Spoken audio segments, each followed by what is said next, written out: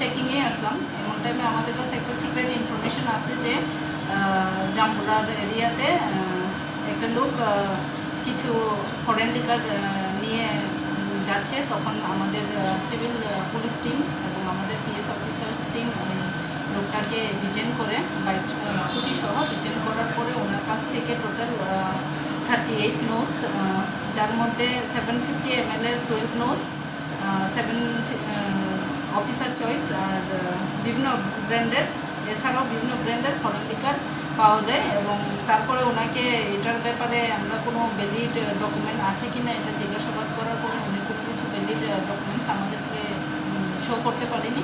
Accordingly ওনার এগেনস্টে আমরা S পার টি অ্যাক্টে আমরা অ্যাকশন নিই এবং যে ফরেন লিকারগুলো রিকভারি হয় আমরা এটা সিজ করি এবং ওনাকে অ্যারেস্ট করা। Thank you.